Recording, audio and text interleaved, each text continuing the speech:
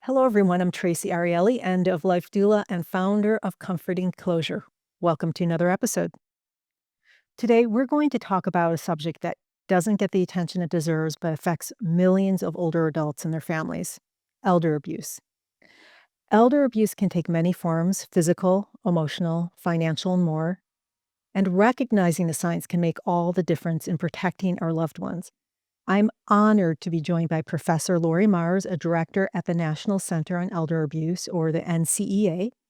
We're going to explore what elder abuse is, how to recognize it, and most importantly, what we can do to prevent it. So grab a warm drink, find a comfortable seat, and join us for the conversation. Lori, thank you so much for being here today. Well, thank you so much for having me. I appreciate it. So, can you begin by telling us Mm. about yourself and your journey to the NCEA? Thank you for that question. I am an attorney by profession, and I practiced law for a number of years. My journey actually began, though, much earlier. Was very close to my grandparents growing up, and my grandfather was ill much of the time that I was growing up, and he and my grandmother moved in with us, and we cared for them. And there came a point where my grandfather's ailments became too great for us to care for at home. So, my grandfather went to live in a nursing home and eventually died of nursing home abuse. So that is sort of that framework. It has been part of my life and journey, which ultimately led me to the National Center on Elder Abuse. It's been a part of my life, the fabric of my life for many, many years. Thank you for being vulnerable and sharing that. I appreciate it. So let's start with the basics. What is elder abuse? Elder abuse is it's defined differently, but I commonly use the CDC definition, the Centers for Disease Control and Prevention, where elder abuse is an intentional act or failure to act that causes or creates a risk of harm to an older adult. With an older adult defined as someone age 60 or older, and abuse occurring at the hands of the caregiver or person the older adult trusts. Mm. What are the different types of elder abuse and how common are they in the US? So, the types you started on mentioning them, physical abuse, which is the use of physical force or coercion to confine or restrain an older adult that may result in injury, and it can manifest in many ways, including hitting, beating, biting, slapping, and those are just some examples, but not an exhaustive list. Physical abuse is also the unnecessary, unlawful, or excessive use of force or coercion to restrain or confine an older adult. That can include force feeding, physical restraints, chemical restraints like over medicating someone, and then psychological abuse is the infliction of anguish, pain, or distress through verbal or nonverbal means. And that can embrace threats, harassments, insults, intimidation. Sexual abuse is non-consensual sexual contact of any kind. Financial abuse is the misappropriation of someone's money, property, or assets. And neglect is the refusal or failure to provide for all or any part of one's duties towards an older adult. And that can include food, clothing, shelter, medication management, financial management. And then self neglect is the refusal or inability for someone to provide for their own um, physical or healthcare needs or financial needs. So those are generally the types of abuse. Does the person who's being abused need to actually know the person to be abused? And I'm thinking about not only in a physical sense that they really don't know the person, but also with the financial abuse, what we see online all the time also that's happening with, I have a family member that lost her entire bank account because someone knew her and was doing. Is that wrapped up in that at all? It is. It is. There's a slight differentiation, and that is traditionally financial abuse relates to abuse by a trusted other, someone the older adult knows, someone who's in their world. It could be a family member, a chosen family member, a surrogate decision maker, or supported decision maker. And part of that, or it's a sort of ancillary to that, is are frauds and scams, and that's a separate category. Those are committed by strangers. Yes, and they're both extremely devastating to older adults in different ways. How common is elder abuse within the US? Just to give people an idea. Thank you for that. Elder abuse is very common. It's estimated that 1 in 10 older adults experiences some form of abuse each year. And of the 6.7 million people with dementia in this country, it's estimated that 1 in 3 will experience abuse. But those numbers are not even accurate because it's also estimated that only 1 in 24 people report abuse. So there's a significant number of underreports, which is a really troubling statistic. So we don't have a complete understanding of how many people are impacted, but we do know that a lot of people are impacted and not getting the help and supports they need to prevent abuse or mitigate harms. What factors make older adults vulnerable to abuse? There are lots of things. The way we look at it is through this model called the abuse prevention intervention model. And we look at it as 3 domains, like the older adult, those circumstances within the older adult's world that make them more vulnerable, circumstances within that trusted other that perhaps make them more susceptible to commit harms, and then the context of their relationship. So for the older adult, some risk factors include chronic medical health conditions, mental health impairments, cognitive deficits, um, functional deficits or frailty, poor coping mechanisms, stress, prior trauma history. And those are just some. And essentially, those are vulnerabilities that can suppress our resources and make us more susceptible to other types of harm. For the trusted other, economic or emotional dependency on the older adult is a risk factor, a very common risk factor. Substance abuse issues are a common risk factor. And especially for financial abuse, a sense of entitlement by that trusted other on the older adult. Um, and the context of the relationship is also key. Um, and the factors that would be considered in that domain are social connection, because I didn't mention this, but low social support is actually a critical risk factor for older adults. And in the context of their relationship, the degree to which each of those individuals, the older adult and the trusted other, are connected to their communities, their families, neighbors, faith networks, that is very important. Also, the cultural norms for each of them, how they define, dress, and respond to situations of abuse, that's important. And the nature of their relationship, what does that look like over time? Could this be an adult child, for example, who perhaps for years has had a poor relationship with their parent? I mean, many people have complicated family dynamics and perhaps issues within that relationship have not been resolved or addressed, and maybe in later life the older adult needs some care or assistance, and then the adult child is called upon to provide that care. That could provide a very difficult situation because that adult child perhaps, they may not have the knowledge or skills or resources to care for that parent, but they also may lack the willingness to do so. And especially with if there are longstanding issues that have agitated over time rather than resolved, that could be a very problematic situation that could lead to uh, abuse. So what's interesting about this model is that it identifies the risk factors or helps us identify and then aggregate and categorize those risk factors, But once we understand those risk factors, then there are opportunities for intervention to reduce the risk. So if the older adult is socially isolated or lacks social support, perhaps there are opportunities to intervene to provide them with the support that they need to connect them with the community and helpful and meaningful resources. And if, for example, that trusted other has substance abuse issues, if they get help, that's another opportunity to reduce the risk of abuse.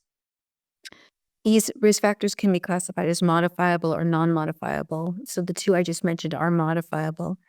In some instances, like dementia, that is a risk factor and it's a progressive degenerative disease. And perhaps it is non-modifiable, but there still are opportunities to intervene to provide caregivers in that scenario I just mentioned with assistance with the tools that they need to provide that care, with access to resources, to the skills and knowledge that they need to do that job. Or if it's not an appropriate position for them, perhaps they can reach out for assistance so that other people can serve in that role. Good. So there are lots of opportunities for intervention. There's also support groups, peer groups, helplines and hotlines from a number of agencies that can be of assistance. You see television shows and you see in movies how other abuses that they're much more prevalent, they're displayed where elder abuse, we don't talk about it. And I know that you work for the government, so maybe you can't answer this, but do you think that our society, first of all, our society is doing enough? And do you think our government is doing enough, especially with caregiving? It is so difficult being a caregiver. What more can we do? If I might, I'll respond to that, but if I might just go back to your first point, which is the culture and how older adults are often seen as hidden, and issues of elder abuse are often hidden, underreported, undetected, and then unaddressed. And it's some people called it like a silent epidemic. Part of that also is ageism, which is rampant in society. And it's it's a significant contributor to viewing older adults in a way that disregards older adults. It like creates older adults as a monolith or interprets older adults as a monolith rather than as individuals, as we all are. And ageism is one of the most pervasive, yet yet most socially accepted forms of prejudice in society today. And it can lead to significant adverse outcomes for older adults. It impacts the way we think, the way we feel, and the way we act towards older people. And this is a really big problem. Now, give you an example. Um, in Texas, just a few years ago, there were a series of what people thought were natural deaths, over 20 natural deaths that happened in an assisted living facility. Actually, it was a few assisted living facilities in very close proximity. And no one questioned the deaths of these older women. No one questioned them at all. Not the facilities, the families, the authorities, until one day, one woman was attacked in her room. She was choked uh, by a man who he either was purported to be a maintenance man or a caregiver, but somehow got into the facility. And this woman lived. She was in her 90s. And that opened the door to reinvestigating or investigating the cases of these other women. And when they did, they found out that this man killed all of those women, I think it was nearly every crime scene. There were some items that were stolen, personal items, some valuable items, some mementos. In some instances, the women were strewn on the floor in odd positions, but people didn't question it at the time. And it's something to think about. Is ageism, does this have any role in here? If these were 20 or like 20 plus 20-year-olds, who lived in a dorm or lived in several dorms, would that have been investigated? And yet the deaths of these women did not, for the most part, they were not, very ill. So it wasn't like that it was necessarily expected. These women were in fairly good condition or in good health. So this is something that is rampant, and it impacts people across domains, employment, um, in society, the way we think about each other, the way we treat each other, in the medical domain, the way sometimes that, and studies have showed this, that providers may treat the individual that's in front of them, or they treat the age of the person that's in front of them rather than the ailment that is being addressed, and focus more on disease management than disease prevention sometimes. So, certainly, there have been studies that have estimated the cost of ageism to be $63 billion a year annually. So this is a huge issue. It's a societal issue and something that we certainly need to get a handle on, because of the consequences to older people. And to the second part of your, and it certainly is it can be a precipitating factor that creates that environment in which elder abuse can live. When we devalue older people, and their lives become less important, then they, as you mentioned, like, they fade into the background, um, which can be a very serious problem because we may not see the abuse when it is happening in front of us. And for lots of reasons, and I can go into that, older adults are less apt to report abuse. So it's incumbent upon the rest of us, if we do see the abuse occurring, that we do intervene and act. But going to your issue about, can we do more? Yes, of course we can always do more. And the Administration for Community Living is our funder. And they have a national family caregiver strategy that they began implementing a few years ago, involving a number of federal agencies who've committed to doing over 350 tasks, in order to support family caregivers across various domains. So that's a positive step forward. But certainly there are a lot of things that can be done to support older people, to support caregivers in particular. And yeah, the national strategy is a good step in the right direction, but certainly more needs to be done across domains, like in the community, in nursing homes, um, in long-term care facilities, and definitely getting to that core point of ageism. Are there particular environments where elder abuse is more likely to occur? Home versus care facilities is like, does one stand out more than another, and why? It's actually really hard to say, because there's so many underreports. Mhm. So, according to the statistics that we have, one would think that abuse is more common in the community and in home environments. But we also really don't have a good picture of what's going on in facilities, because a lot of times people don't report, they can't report, they may have a cognitive impairment, and they're unable to recognize when the abuse has occurred, or if it has occurred, who to report to. So it's really hard to say. If I see something happening in an assisted living community, what should I look for? Because I know, as an outsider or a person, I might feel, am I stepping across the line? Am I, or is what I'm seeing real? A lot of people won't step up because they're not sure if it's their place, or if what they're seeing if they're exaggerating it in their mind.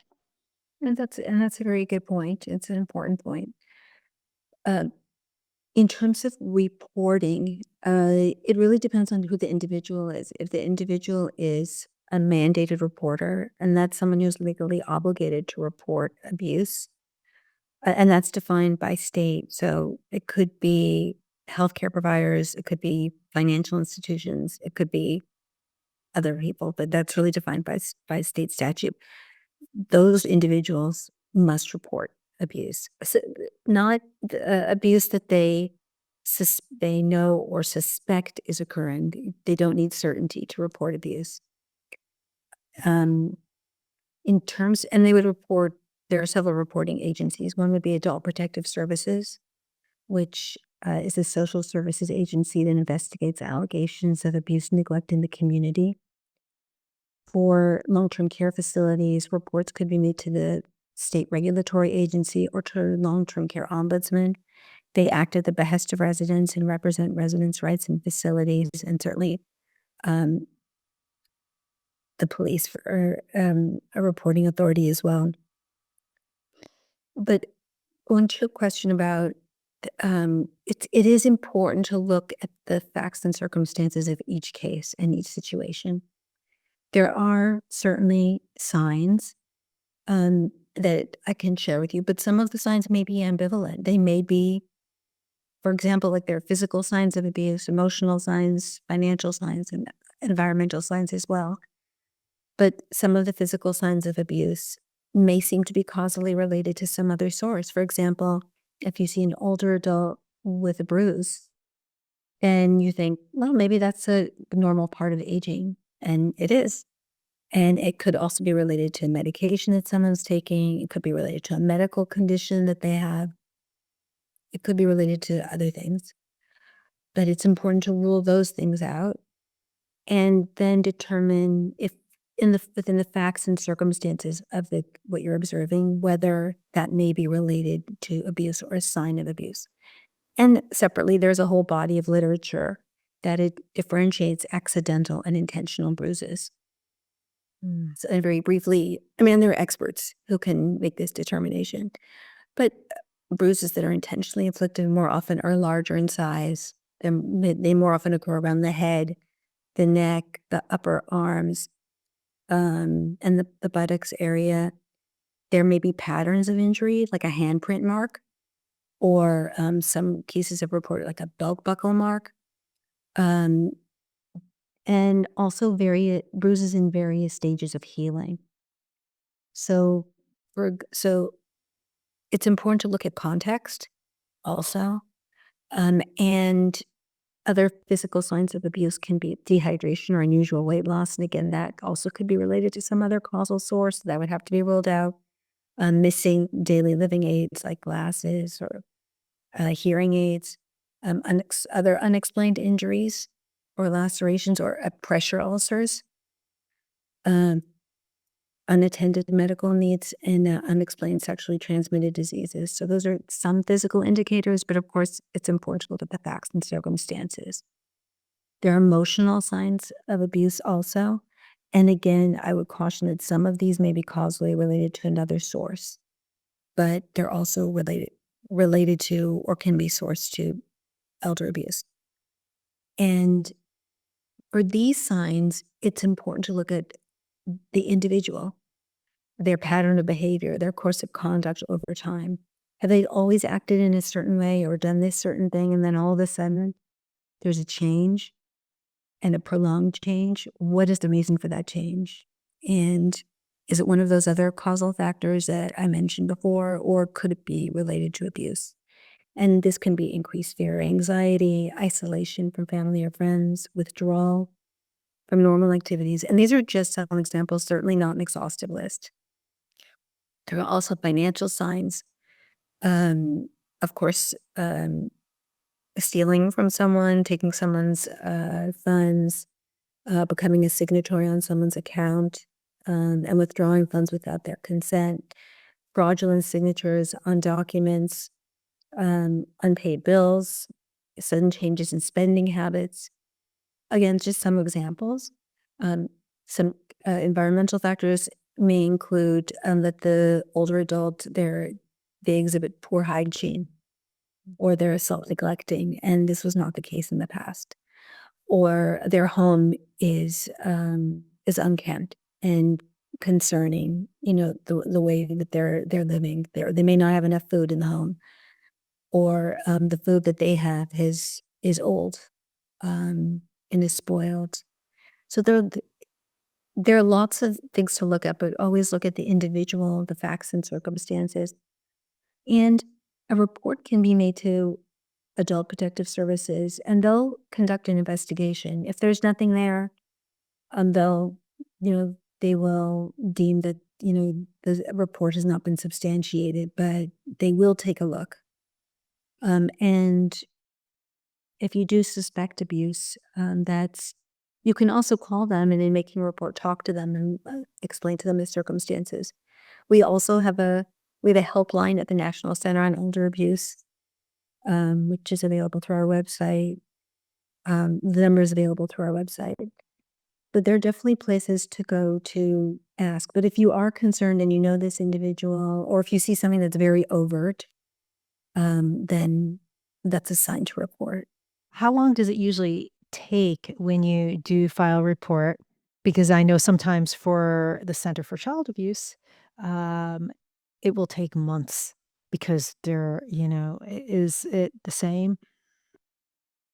The laws vary from state to state, and they even vary within states sometimes about the types of reports. Is it a report of physical violence? Did it come from a facility? Was it from the community? So it really depends on the state, but it's not months.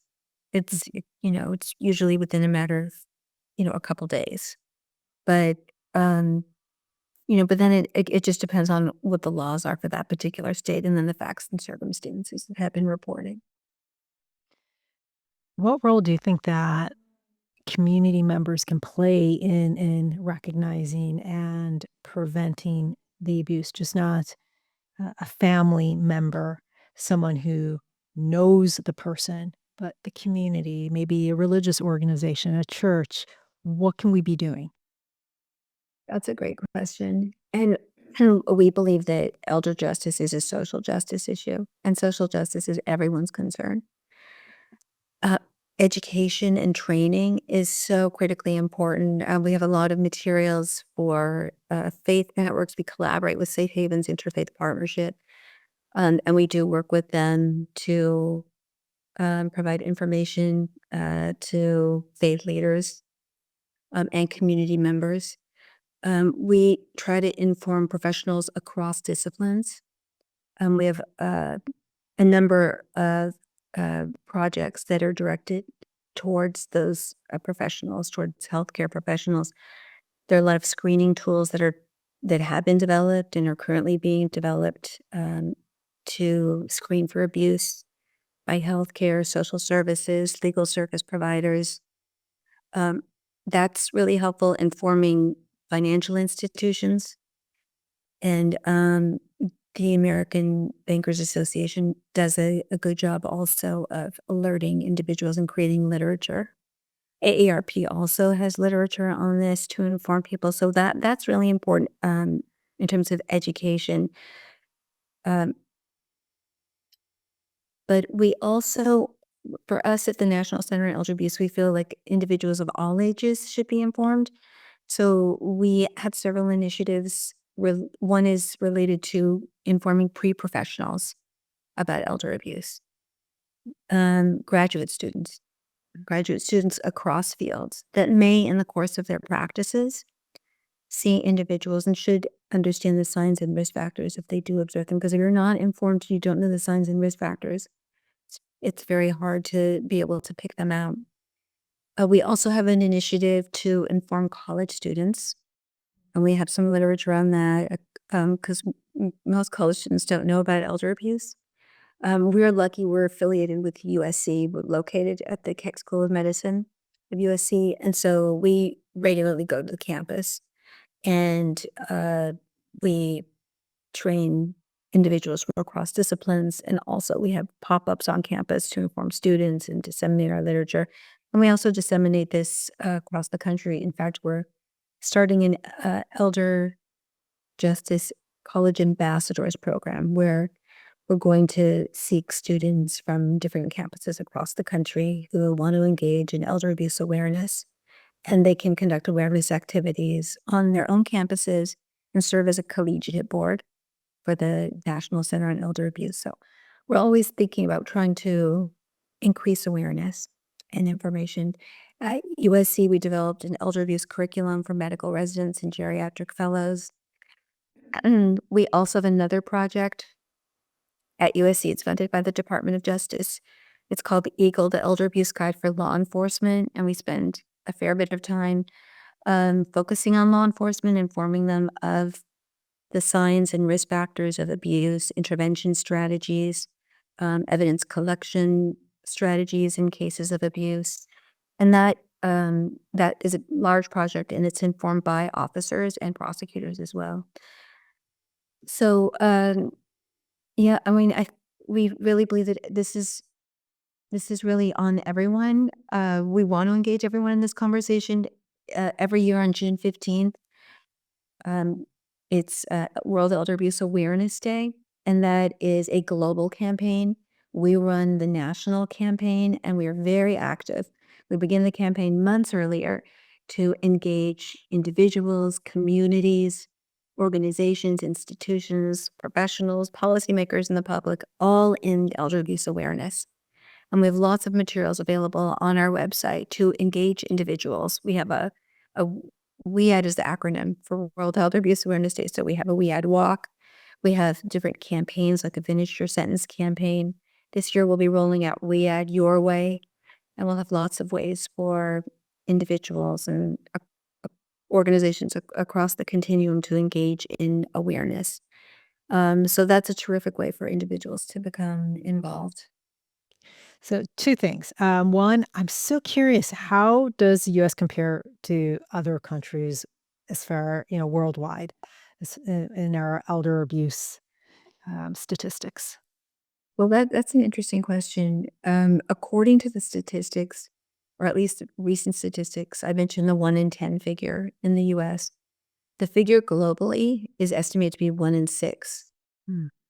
So, it's that's just the research on it. But again, there's so many underreports that it's really hard to give it a true and accurate estimate. And so I was going to ask, how can caregivers or loved ones prevent elder abuse? But okay, so I have two parents. They're in their 80s, really cognizant. Really, no one's, they're not taking anything from anyone. Um, how can I make sure my parents are okay? They live on their own, but specifically when they start aging, when they start getting to the point where they do need extra help. It's a very big question. I think the first thing is identifying what it is that they want, what's important to them, because uh, w- uh, one of our initiatives is approaches to working with older adults, and it's really important, we feel, to be person centered, person directed, um, and to be well with older adults who've been abused, to be trauma informed and culturally responsive as well. But it's important to understand what your parents want, and as a prevention, it's always helpful to be educated and financially literate, to be able to record and document what your preferences and values are, whether it's in a healthcare directive or whether it's in a power of attorney to designate someone to act on your behalf if at some later time you're unable to do so. That could be it, and those conversations with parents are very, very difficult. Very difficult. Yep. No question about that. But to the extent that they're comfortable talking about their preferences and document it, I think that is really important.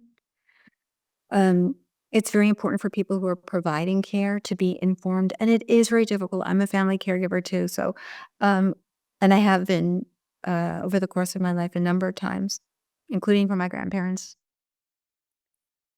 And sometimes people are just thrust into that role with really we're not trained, or at least I wasn't trained. I didn't have knowledge.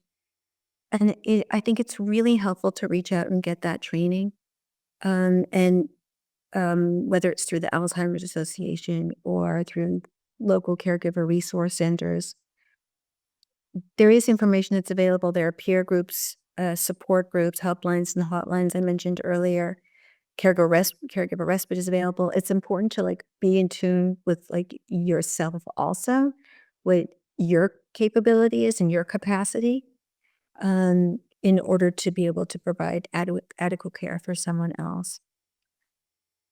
So I'm trying to think if I've answered your question, or there was anything remaining that I should address. I love that you say have that conversation with your parents or whoever who is older and really understand where they're coming from, what they want, not only from a medical perspective, but from a financial perspective, if you're close to them, to really understand, because that's treating them like adults, right? That is, Right. which we have, as I said, in our society, a difficult time with. We tend to treat our older adults like children Yes, versus treating them. absolutely. It's always important, even if older adults have dementia, there are some, it's not binary. There are so many degrees and levels, and it's always appropriate to ask someone what they want, their preferences. Always. You maybe they won't respond, or I don't know, what uh, in my own personal experiences, it's so important to try to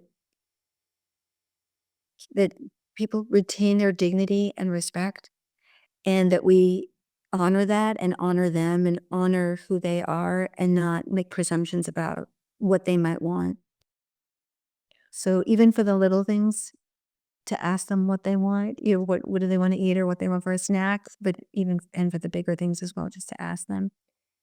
I would like to go back to one thing that you mentioned though, that your parents, are doing well, and that's amazing. And you seem to like intimate that maybe because they're well, they may not be subject to a fraud or a scam or exposed to that. And I just want to address that for a moment um, because frauds and scams are perpetrated against people of all ages.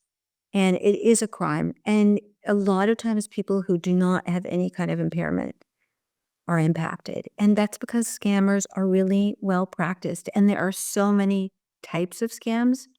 It's very easy to respond when you shouldn't, because they know what to do. They create that heightened emotion. They have that specter of authority. They put that time element on there.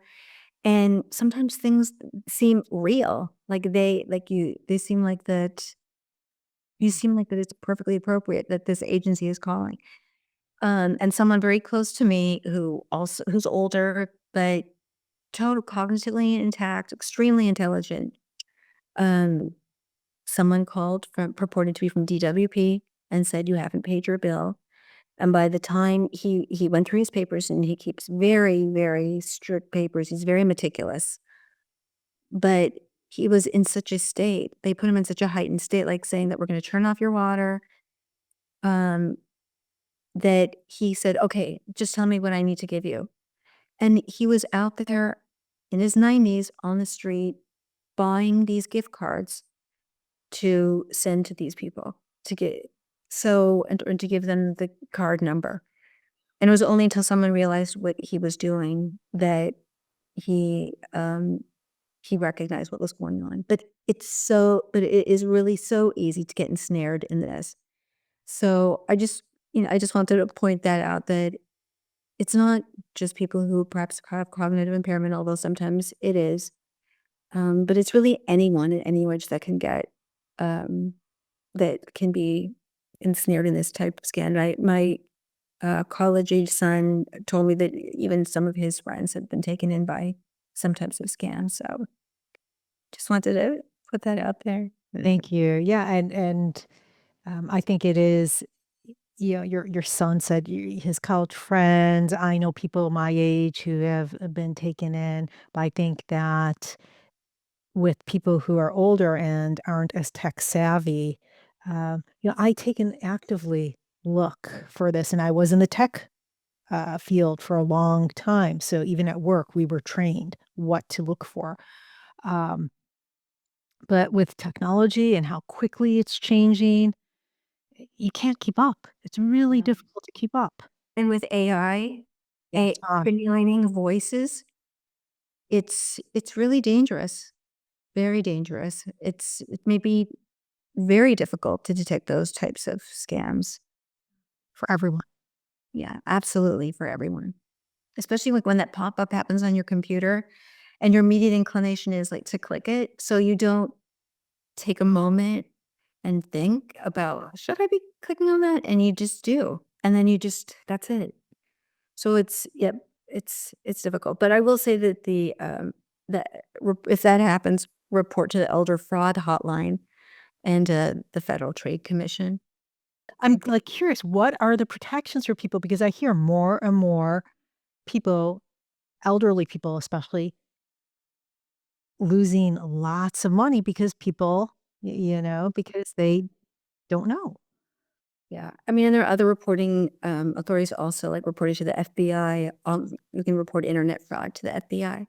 So that they collect this information, they will follow up on it. The FBI and U.S. attorneys federally are and the FTC. There are so many agencies that are actively involved in investigating these things, and sometimes they really do. They're able to track this down and recover funds.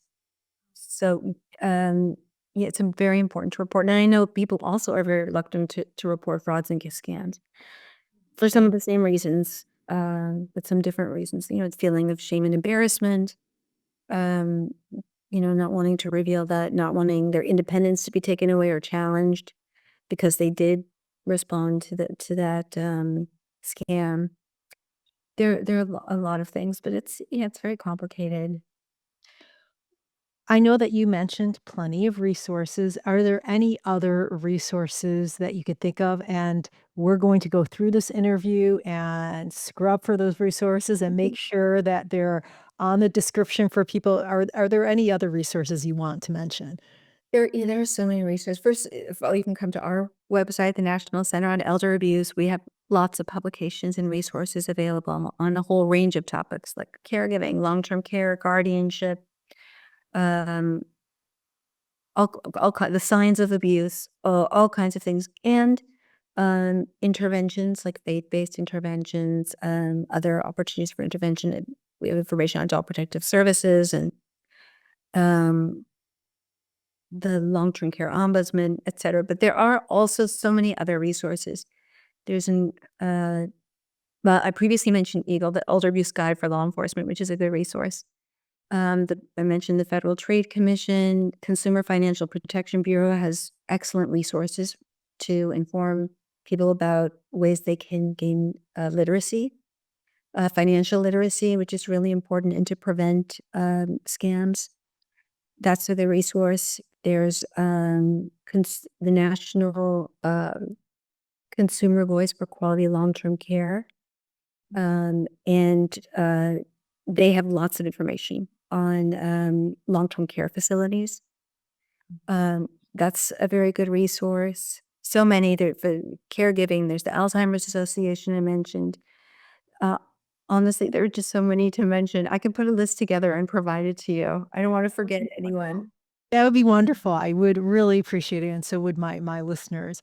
Um, are there any big misconceptions that we haven't talked about, that you have encountered? So I think you really brought up the misconceptions perhaps that I would mention, which is that older adults are like everyone else. And age is a number, and we all have one. They're all different, and all people are different. And really, heterogeneity is the hallmark of aging. Older adults are not a monolith. And not to infantilize older adults, just to don't treat older adults as the other. Just have those normal conversations. And I'll give a quick anecdote. Years ago, I used to very, very many years ago, I would visit an aunt and uncle in a assisted living facility, and I would take my then young children with me. And as I was talking to my aunt and uncle in the common living room area, I remember telling my oldest son, "Go talk to people. Just go talk around, walk around, talk to different people." And he was like, "What am I going to say? I have nothing to talk about." And he was very young at the time, so he did make his way to someone, and minutes later, he came running back to me and he goes, "Mom, I just talked to, this man and he was in Ebbetsfield when Jackie Robinson broke the color barrier and my son was and is a huge sports fan." And that opened up a whole conversation on sports and baseball, and it was really, I think, an epiphany for my son. Um, but it's, I think, an important lesson for everyone that we all have things in common. We all have shared interests, and even if we don't have shared interests, we can learn new things. And older adults have so much to teach and so much to talk about.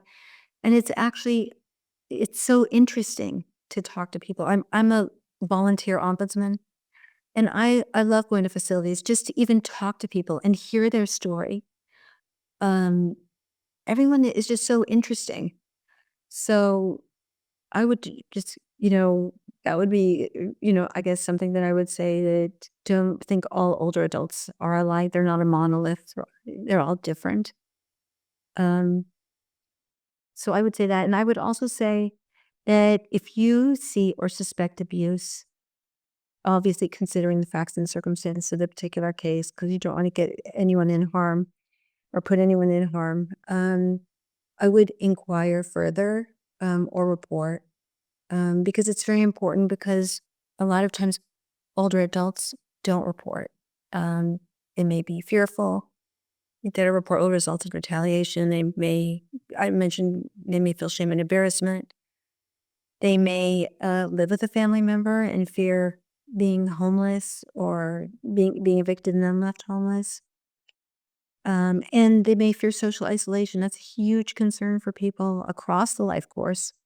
And older adults may fear being alone and not having someone in their life, and may prefer to have an abusing family member in their life than no one at all. And I mentioned people who perhaps lack the ability to recognize abuse, perhaps people with advanced dementia, or people who lack the faculties to report that abuse.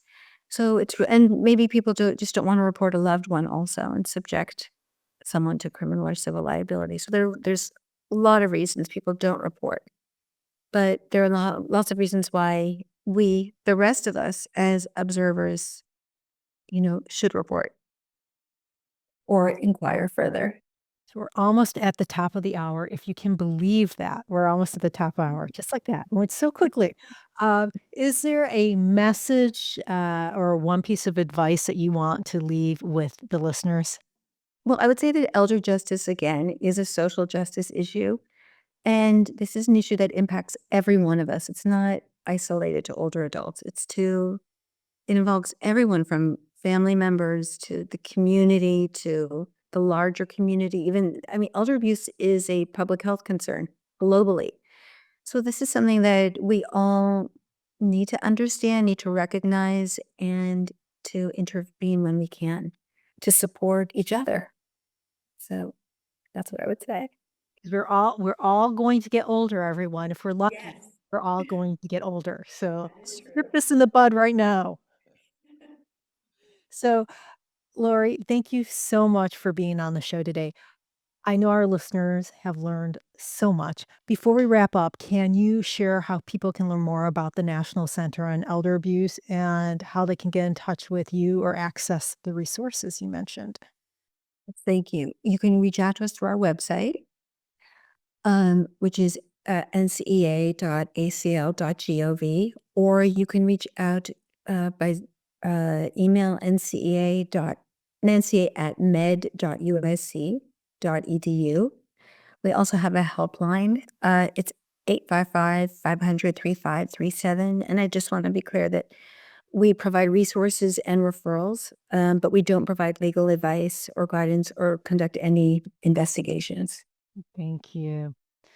Listeners, as we've learned today, elder abuse is something that we can affect any family, any community, and it's up to all of us to be aware and take action, whether it's recognizing the signs, reporting a concern, or simply building stronger connections with the older adults in our lives. We all have a role to play in creating a safer, more compassionate world for everyone.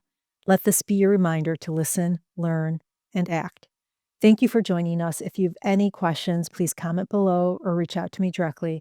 And if you found this conversation to be helpful, please like, share, comment, and subscribe. This is Traci Arieli from Comforting Closure, wishing you peace and comfort in your journey. Until next time, take care.